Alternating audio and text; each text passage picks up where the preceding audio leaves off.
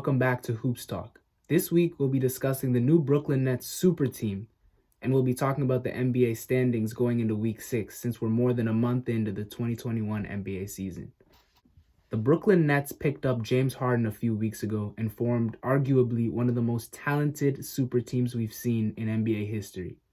Harden joins former teammate and MVP Kevin Durant and one of the most talented point guards in the NBA, Kyrie Irving.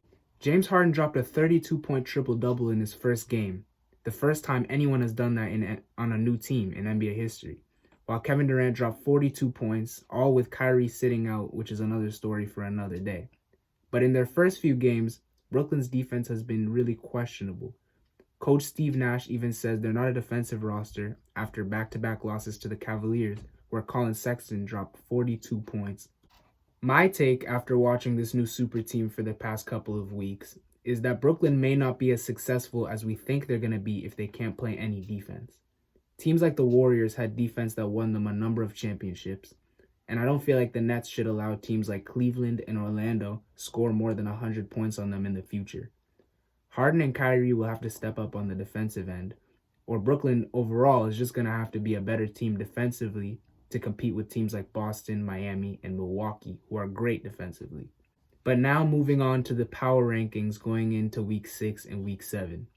The 76ers are making a statement sitting at number 1 in the East with a record of 12-6. They won 2 big games against the Celtics, and they have a big game against the Lakers on January 27th. Star player Joel Embiid is an MVP candidate, averaging 27.7 points per game, and the team's new pickup, Seth Curry, is averaging 15.6 points per game.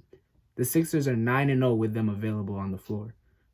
Curry brings amazing shooting after coming off an amazing year last season, and Embiid is a dominant big man who can score efficiently. With the Los Angeles Clippers, after coming off a disappointing playoff run, Kawhi Leonard and Paul George are having amazing seasons with the Clippers. They both are at 50% from the field, 40% from 3, and 90% from the free throw line, which is incredible. The Clippers stand at second in the West behind the reigning champions, the Los Angeles Lakers.